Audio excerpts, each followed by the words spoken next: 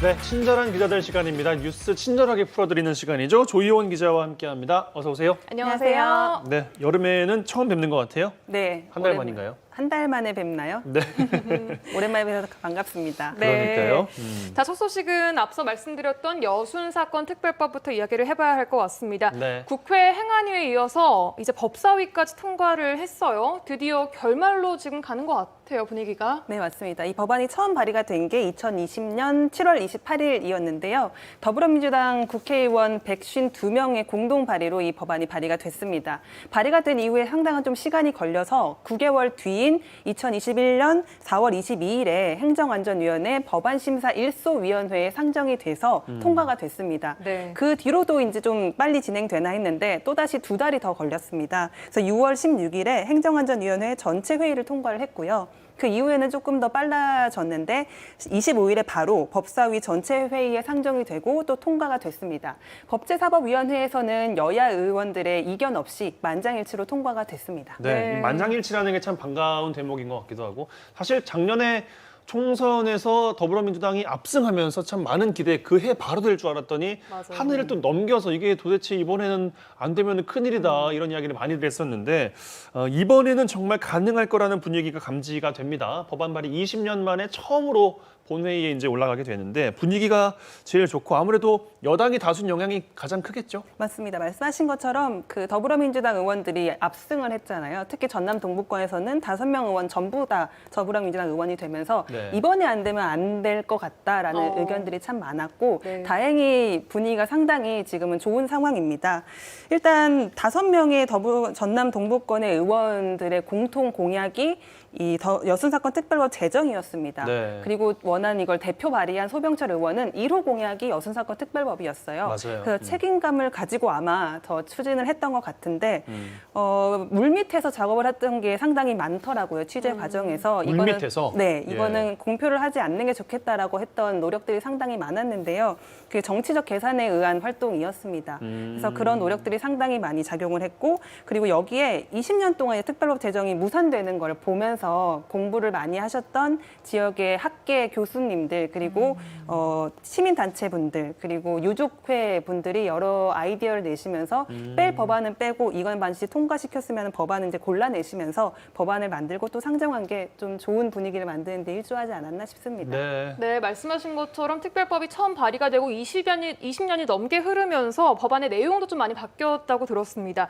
그렇다면 이번에 통과될 것으로 보이는 법안의 핵심 내용에는 뭐가 담겨 있는지 또 바뀐 건 어떤 건지 설명을 부탁드리겠습니다. 일단 이번에 통과가 될 것 같은 이 법안에서 가장 중요한 건 여순 사건의 기간이에요. 그동안 여순 기간이요? 사건을 언제부터 언제까지로 할 거냐에 대해서 이견이 되게 많았거든요. 근데 이번 법안에서는 1948년 10월 19일부터 지리산 입산 해제가 결정이 된 1955년 4월 1일까지 여순 사건의 기간이다라고 명시를 했습니다. 네. 그리고 또 하나는 여순 사건의 발생 지역을 한 건데요. 원래 원안에는 사실 여수 순천뿐만 아니라 전라남도, 전라북도, 경상남도와 경상북도 대구까지 포함이 됐었어요. 여순이라는 그게 네네네. 사건이 근데 이번에 수정된 거는 대구는 빠졌습니다. 나머지는 다 이제 포함이 됐고요. 축소하면서 이게 또 다시 바뀐 게 된 거군요. 네, 맞습니다. 원안보다는. 네. 그리고 또 하나 여러 가지가 좀 변경이 됐는데요. 또 하나는 진상 규명을 이제 시행할 실무위원회의 소속을 원래는 원하는 국무총리 소속으로 이제 발의가 됐었는데 네. 조금 더 지역의 의견을 반영할 수 있도록 해달라고 하는 의견을 수렴을 해서 전라남도 지사 소속으로 뒀습니다. 그리고 이 지방자치단체의 공무원이 반드시 포함돼야 한다라는 걸 법안에 명시를 했습니다. 네. 네. 그리고 진상규명 신청 기간은 조금 줄었는데요. 원래 원안은 3년 동안 이제 조사를 하고 자료를 수집하고 분석하기로 했지만 수정안에는 진상규명 조사 개시일부터 2년으로 1년이 줄었습니다. 그리고 또 하나 이제 눈여겨 보실 거는 의료지원금 및 생활지원금을 이제 희생자가 받을 수 있도록 된 건데요. 이 부분은 유족분들이 상당히 요구하던 부분이어가지고 네. 의미가 있는 통과였습니다. 이미 너무 연세가 다 많으시니까 또. 맞아요. 네, 예. 네. 그리고 또 하나는 이 진상 조사를 하는 과정에서 가해자로 이제 분류되는 분들을 소환 조사해야 될 필요도 있잖아요. 네. 그럴 경우 이분들이 거절하면 어떻게 하냐 이런 조사가 제대로 되겠냐? 우려도 있었는데 네. 이거에 대한 문구도 들어갔습니다. 만약에 정당한 이유 없이 동행 명령을 거부할 경우에는 1,000만 원 미만의 과태료를 부과하도록 했습니다. 한 가지 이번 수정안에서 아쉽다고 이제 꼽히는 거는 재단 설립에 대한 지원 그리고 유족 배보상은 이제 추후 조치로 한다라고 뺀 건데요. 네. 일단은 여야의 이견이 있는 상황이었고 유족분들도 당장 우리가 배보상을 받기 위해 특별법 맞는 건 아니니까 양보를 하겠다고 말씀을 하셔서 이제 그리고 또 제주 4.3의 특별법 같은 경우에도 배보상은 추후 조치로 남겨놨어요. 그와 공통된 맥락에서 여순사건 특별법 이번 법안에서는 삭제가 됐습니다. 조항이. 네. 네. 1단계로 빨리 좀 특별법이 통과된 이후에 관련된 내용들이 더 빠르게 좀 이어진다면 후속적인 내용도 좀 기대할 수 있지 않을까 생각을 해봅니다. 네. 조희영 기자는 이 여순 특별법의 염원을 담아서 특별기획 리포트 이 증인을 본업과 함께 또 열심히 또 만들고 계셨어요. 맞아요. 요즘에 좀 뜸하던데 네, 수많은 또 유가족분들을 만나셨고 특별법 관련해서도 유가족분들의 이야기도 많이 들었잖아요. 네, 맞습니다. 많이 들었는데요. 정말 신기했다고 하긴 좀 그렇지만 다 공통적으로 하시는 말씀이 딱 하나가 있었어요. 마지막으로 가기 전에 한을 풀고 싶다 이거였는데요. 한을 풀고 싶다. 네, 정말 그동안에 한을 푸는데 그 방법이 전부 다 특별법 제정이라고 얘기를 하시더라고요. 그 이유가 뭐냐라고 물어봤는데 특별법이 제정되지 않으면 우리는 국가로부터 사과를 받을 수가 없다라고 말씀을 하시더라고요. 한을 푸는 방법이 국가로부터 사과를 받는 거군요. 네, 맞습니다. 예. 그러니까 다른 사람들은 이제 유족들이 보상을 받고 싶어 저런 거다라고 말을 많이 하는데 우리는 보상이 목적이 아니다, 사과다라고 말씀을 하시면서 그 특별법이 없으면 지금 국가로부터 사과를 들을 수 있는 방법은 재심을 통해서 이제 법원으로부터 사과를 받는 겁니다. 재심도 어렵잖아요, 근데. 상당히 어려워요. 그거를 보면은 일단 재심을 할 수 있도록 다 열어놨지만 3년 전에 이제 고 장완봉 씨가 시작이었잖아요. 재심을 이제 통해서 무죄를 선고받은 이후에 지금까지 이제 재심을 통해서 같이 무죄를 선고받으신 민간인 희생자분이 10명밖에 안 돼요. 포함을 해서. 상당히 문이 좁은데 왜 그러냐면은 일단은 판결문이 없는 분들이 상당히 많아요. 그냥 즉결 처분되신 분들이 많기 때문에 이분들은 지금 재심을 신청할 수도 없는 거고요. 또 하나는 판결문이 있어도 이분이 배우자가 없거나 직계 친족이 없는 경우에는 또 재심을 신청을 못 합니다. 그러니까 그냥 사촌들이 신청해 줄 수 있는 게 아니에요. 예. 그래서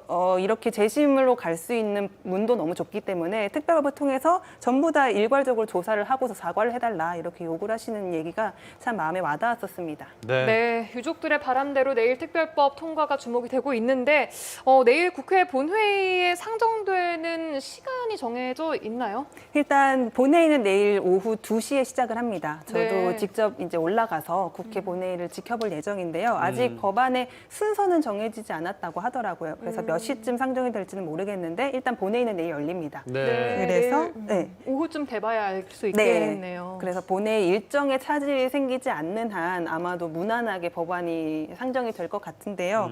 일단 법사위 바로 전 단계인 법사위에서 만장일치로 통과가 됐기 때문에 여야 이견이 없었기 때문에 본회의도 무난하게 넘을 수 있을 것 같다라는 전망이 나오고 있습니다. 예, 뭐 본회의가 뭐 또 미뤄졌다 뭐 이런 이야기만 안 나온다면 좀 무난하게 통과가 될 것 같은데 좀 국회 내일 본회의가 잘 이루어질 수 있기를 좀 기대를 해보겠고 네. 또 지역민들께서도 시청자분들께서도 많은 또 염원을 보내주시면 마지막까지 보내주시면 좋겠다 이런 생각을 좀 해봅니다.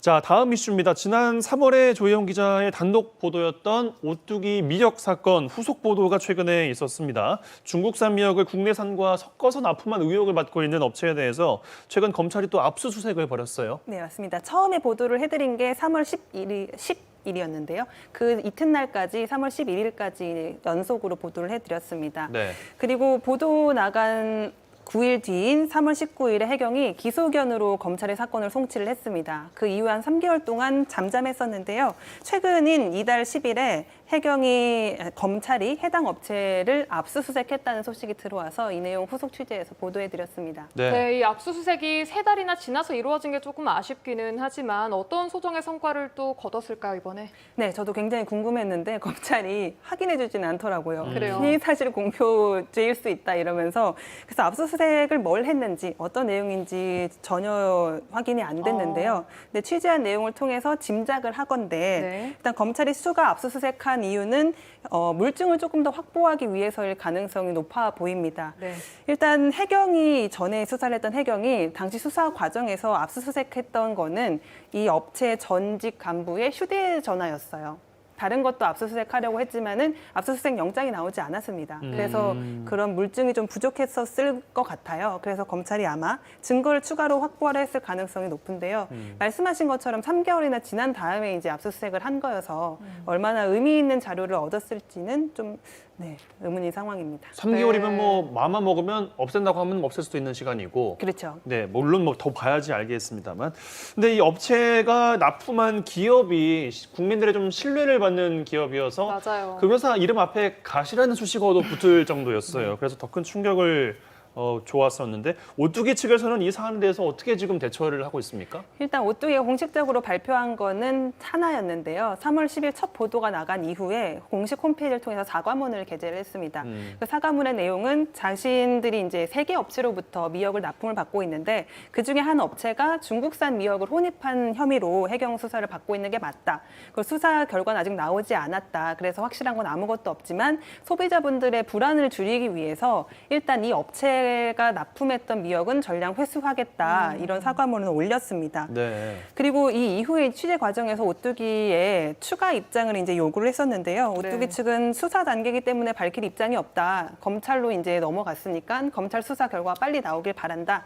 이런 입장만을 전해왔습니다. 네. 네, 지금 조희원 기자의 생각에는 납품을 한 업체가 혼입을 한 게 맞다고 보고 있는데 오뚜기 미역을 납품한 업체는 지금 혼입한 것을 부인하고 있는 상황인 거죠. 네, 맞습니다. 업체는 지금 굉장히 강하게 부인을 하고 있는데요. 후속 보도하면서 최근에 얼마 전 며칠 전에 이제 다시 물어봤더니 여전히 우리는 단 한 번도 중국산 미역을 혼입한 적이 없다라고 얘기를 했습니다. 납품한 업체에서? 네, 납품한 그래요? 업체에서. 그래서 일단 제 생각도 제 생각인데 해경 측에서 이제 기소 의견으로 검찰에 사건을 송치를 했잖아요. 근데 기소 의견이라는 거는 내가 보기에 이게 수사 과정에서 어느 정도 물증이 확보가 돼서 죄가 있는 것 같으니 재판을 해달라고 송치를 한 그렇죠. 거입니다. 예. 네. 뭐 아무것도 없으면 괜히 송치할 수가 없는 거잖아요. 네네. 예. 그래서 물증이 어느 정도 얼마나 확보했는지 저는 잘 모르겠지만 그런 물증이 어느 정도 확보된 걸로 보이는데요. 일단 해경 수사 별개로 제가 자체적으로 취재를 하면서도 상당히 중국산 미역을 혼입한 것 같다라는 증언 그런 물증을 좀 많이 확보를 했어요. 아, 그래요? 소개를 해드리자면은 일단은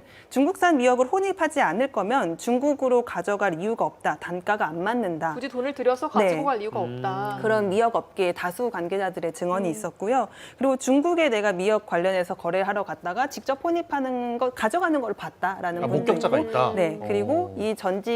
이 업체에 근무했던 전 직원으로부터는 내가 재직했을 당시에 사장이 중국산 30 그리고 국산 70으로 섞으라고 했다. 이런 비율도 굉장히 구체적이에요. 네, 직접 들었다라고 하는 증언도 저희가 들었습니다. 확보를 했습니다.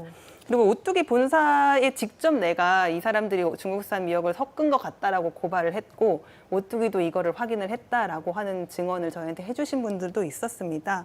그래서 이런 여러 가지 증언들을 봤을 때 아니땡 굴뚝의 연기가 날까라는 합리적인 의심이 들었고요. 그리고 또 하나는 중국산 미역을 구매한 거래 내역과 통장을 받았는데요. 물론 이 내용이 내부 관계자가 아니면은 거래 장부가 좀 명확하게 보이진 않을 수 있습니다. 근데 이 거래 장부를 직접 작성했던 분으로부터 인터뷰를 받았는데 이거는 중국에서 미역을 사오기 위한 장부고 그걸 사왔다는 증거 장부다라는 말을 해줬습니다. 네. 그래서 다수의 관계자들이 증언한 이 내용들이 가리키는 건 하나일 것 같은데 일단은 스모킹 건이 될 만한 물증을 수사기관이 찾는 게 관건이 될 것으로 보입니다. 네, 네. 그러니까 3개월이 지나서 검찰에서 압수수색을 또 추가로 했을 텐데 이후의 과정 어떻게 진행이 될까요?